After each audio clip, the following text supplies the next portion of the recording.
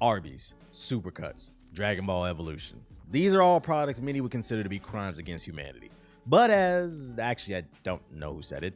I think it was J. Cole. For the sake of the joke, we're just gonna go with J. Cole. Earth 2 J. Cole once said that you have to make room for new legends. Ladies and gentlemen, I present to you Sneakerella, the latest offering streaming exclusively on 123, I mean Disney Plus. Let me ask everyone a question. What do you get when you get a bunch of old white Disney executives to sit in a room and brainstorm ways to try to appeal to a more urban demographic? I know what you're thinking. It's the first thing that came to my mind too. You get a reimagining of a classic 1950s cartoon about a pretty white lady who was bullied by her busted siblings until she stumbled upon an exclusive pair of fake red bottoms off of StockX. And what's the plot twist on this reimagining? The further emasculation of the black male image. Jokes aside, this is seriously one of the worst films that I've seen in a long time, and it should only be watched if you're a masochist like me who wanted to see how bad it was. Yeah, I hate watched it. What you gonna do about it? And just for clarification, I know I'm not the target demographic for this movie. This is a movie geared towards kids, and to those people, I say there's such things as good and bad children's content like everything else. I'm not judging this film for what I want it to be, but rather what it is. Toy Story, amazing children's film. Finding Nemo, classic. Just Keep Swimming will forever ring bells. Hell, Sonic the Hedgehog 2, that just dropped. Kids movie, had a great time. Something being for kids is not an excuse for it being bad. Now go tell that to the fans of the third live action Ninja Turtles movie from '93. That movie sucks too. Now back to Sneakerella. You can come get this work. I don't know why I'm doing this for this movie because I doubt any of you care, but it's common courtesy. Just know in order for me to do a proper breakdown of this film, I'm gonna have to talk. This channel is still new, so congrats to Sneakerella for being the first film where I felt the need to whip out my phone and take notes as I watched. I was in utter shock at what I witnessed, and I had to make sure I documented it all so I was ready for when I was ready to produce this review. So we're gonna start with the basics. Here's the premise of it all. Cinderella is no longer a white woman. Instead, she is now a poor black kid who stocks shelves at his family's failing shoe store. But let's rewind back to the start of the film. This is a musical, so expect singing and dancing. And none of it's good. I just didn't expect it to come so soon. It's like no world building in this movie. The movie starts and within the first 5 minutes, they bust into singing and dancing and it's loud. I had to turn my TV down because the music and the singing was so obnoxious due to the poor mixing. I honestly think they were playing the music really loud in this movie, so you can just ignore how bad it is. I'm pretty sure the Disney execs were sitting in the boardroom like, yeah, just make it really, really loud, no matter what volume the viewer's volume is on their TV. Just make it really loud so we can make them go deaf. Man, y'all remember them Disney Channel original films from the 90s and early 2000s? Stuff like Smart House, Motocross, Luck of the Irish, Double Teamed, which, by the way, now that I'm older, that's a pretty interesting kids movie title. Giggity, giggity. Johnny Tsunami, Xenon Girl of the 21st Century. That's basically what Sneakerella is with a slightly, and I mean slightly, larger budget. This film takes place in what I think is supposed to be New York City, but I couldn't tell because they green screened the city's skyline in it. I'm just like, why did y'all do that? You could have just used some drones to get some shots of the city if you needed that. Also, why is this film being narrated by an old white man? I'm sorry, that just doesn't sit right with me. This is a movie about hip-hop culture, and you got Bernie Sanders Jr. over here narrating this magical malacca. Second major offense, this movie doesn't feature a fairy godmother, but instead a male fairy god gardener. This is all types of weird. The first time the gang meets him, he's watering his plants. That's when Sneakerella pulls up and compliments him on his shoe game, right? This is wrong on so many different levels.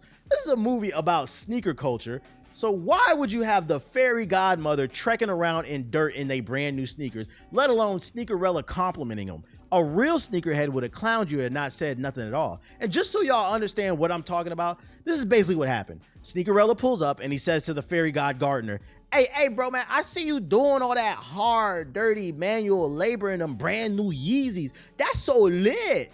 Psh, I say, whack. The one thing this film does get right about sneaker culture is the hype aspect. There's a scene where Sneakerella pulls up on a friend who was waiting in line for a new shoe.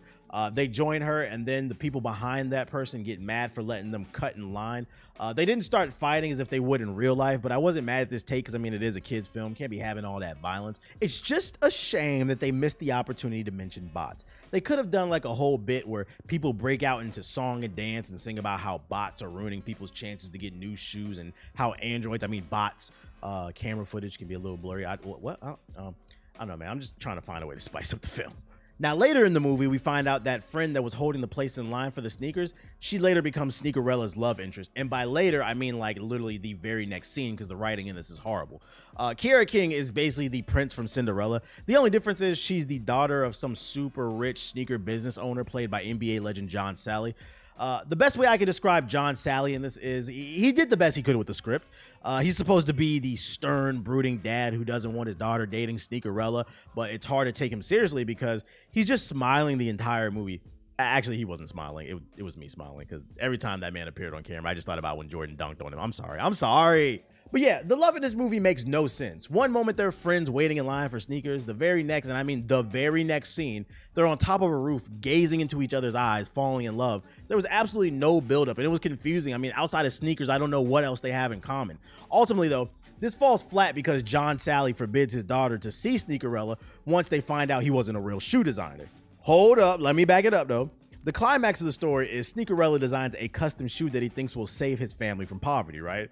He finds a way to sneak into SneakerCon or the Sneaker Met Gala, I don't know. Anyways, all the rich people there were begging to invest in his shoe design.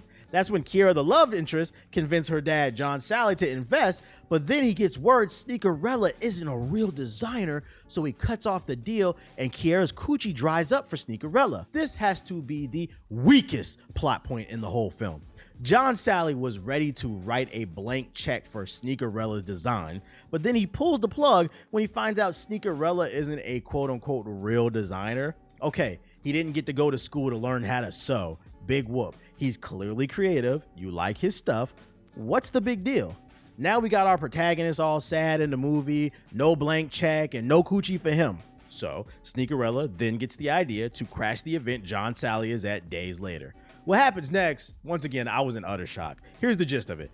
Sneakerella does his best hustle and flow, light-skinned roadie impression. He pulled up to the event like, hey man, just give me a chance, man. And him and John Sally just break out and get into a rap battle.